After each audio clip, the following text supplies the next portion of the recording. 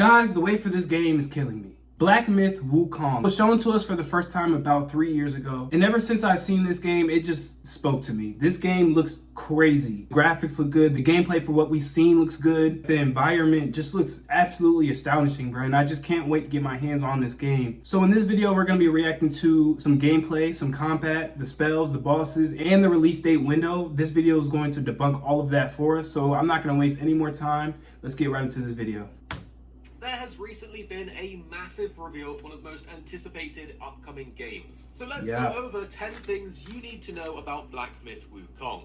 Number 1, the protagonist wields a staff known as the Golden Cudgel. It's used for both light and heavy attacks, and the attack range can actually change based on the attack's rhythm. The grip on the staff changes according to different moves, creating a varied rhythm and action. Ooh, that was tough. That was fucking tough. In combat. Number 2, in Black Myth, you'll be able to... Bro, this game just looks so different, bro. I honestly, man, I cannot wait to play this game. Different fighting stances. I wonder how long it's going to be. Games, you'll be familiar with this mechanic, as it allows you to switch between different attacks depending on the situation and enemies you are facing. It effectively adds another layer of strategy into the combat. Damn, that looks tough. Oh my god. Staff with 3 stances for melee combat: smash form, pillar form, and thrust form. Okay, 3 stances. In thrust form, you get more Look how we climbed up the staff, bruh. Smash form, pillar form, and thrust form. For example, while in thrust form, you get more access to long-ranged poking attacks for breaking through defenses, while in pillar form, you have more defensive options. The smash form, however, seems to be all about dealing damage, so we'll probably be spending most of our time in this form. Most definitely. We've got a closer look at some of these spells and abilities that we'll get access to in the game itself. In various gameplay demos, we get to see the player use abilities, including Immobilize to freeze enemies. There's also... Oh my god, I love how he climbs up the staff. Yo, this game looks so crazy. It leaves an after image of the character behind, while the freeze is looking extremely powerful, especially in boss fights, where it basically lets you rack up a bunch of damage without putting yourself at risk. Will spells include defensive and offensive abilities, so if you love wielding magic, you should have some fun here. And we know... You know what that boss fight animal looks like? He looks like the fucking tiger from Kung Fu Panda, bruh. The player will be able to have but like on steroids. At a single time. The coolest ability though is called Pluck of Many. This summons a bunch of clones that will attack the enemy. That's tough. Number 4, one of the most notable takeaways from the demo previews so far, and the common opinion across all of these previews. Look at all of the gameplay in Black Myth. Bro, look how fast he's fucking moving that weapon, bruh. Opinion across all of these previews is that the gameplay in Black Myth Wukong is a lot faster than From Software games. Previewers have remarked that the evasiveness and fluidity of the combat really make the pace of the game feel a lot faster than other Souls-like titles that are more about methodically pacing your way through. With this being the case, since the character will be able to move faster, so will the bosses, so they should be a real threat when it comes Tony the Tiger with them. Yo, this game looks crazy, bro. Prior to the Gamescom demo, we have seen in the game's menus before, but this time we got an even closer look at the gear menu, where it shows just how much you can customize the look of your character through different gear. In a demo from Game Cores, we can see the player scroll through the menu and equipping various augments to the staff, and then assigning a whole new armor set, which also changes his visual look, and some of them look pretty awesome compared to the basic armor that they had on at the start.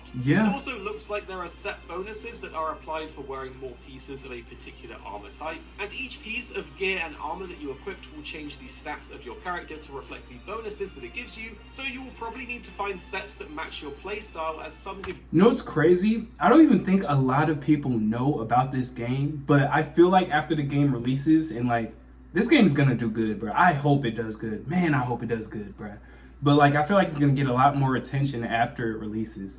Bro, this looks so... I'm gonna spend so many hours. Number 6, if you don't want to just switch gear for elemental attacks, another way you can do this is through transformations. What? We know from the new gameplay what 2 of the confirmed transformations will be that we will have access to in the full game.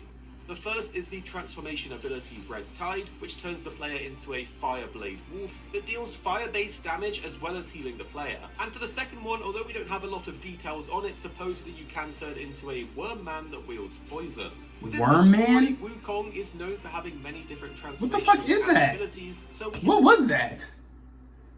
Is that a fucking... Within the story, Wukong is known for having many different transformations and abilities, so we can expect to see many more of these when we finally get our hands on the full game. But it is rumoured that there may be over 72 of these as reference to the original source material for Wukong.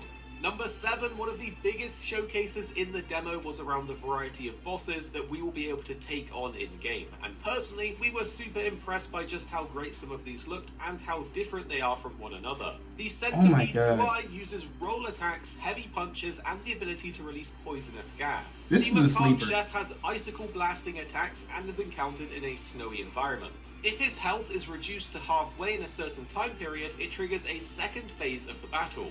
During this phase, the boss gains increased aggression, attack range, and attack patterns, including aerial assaults against the player. This boss fight... Yo, I already know I'm gonna rage so much playing this game. I'm probably gonna die a million times. I'm playing on the hardest difficulty off jump just to see what it's like.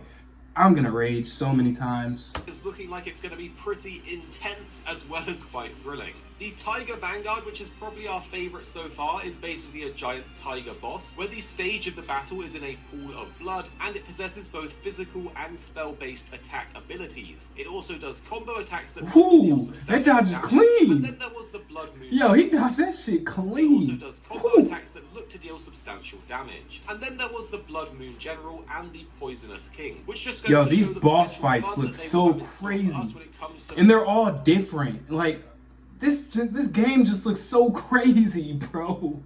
all of these different bosses. Number 8, we know that the game will have a number of different locations for the player to explore. From deserts, arid landscapes, and ice mountains, different parts of the new demo took place in a bunch of different locations. What I didn't know though was just how the level structure would play out and if the game would have a campfire mechanic, which is quite normal in most other Souls type games. But in the demo, we fully got to see the menu and the player is able to rest to regain their health and resources, while also being able to set up their spells and do general gameplay management stuff. We also got to see more of the enemies that can populate the levels between the boss fights. There are also some collectible things to pick up as well as interactable NPCs. Number 9, something that was impressive about the demo was just how awesome some of the NPC characters were both visually and in the way they interacted with the player. For example, there was this really creepy but intriguing snake lady, and considering the unusual setting, with the game being filled with demigods and diverse locations, this looks like it's going to be a game where we will need to expect the unexpected,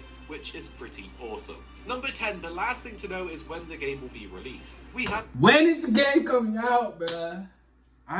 This wait is killing me, bruh. We've been waiting for this one for a long time and we still don't have our hands on it. While we don't have an exact date when the game will be released, the developers during this recent info drop reiterated that the game will be releasing in 2024. And unlike the previous next year, okay. Where we barely had seen anything from the game in real action, this time we actually believe that we could be playing this game next year. So make sure to check out the 2 videos on the screen. Whoo! Next year, bro. I'm just so excited for this game, bro.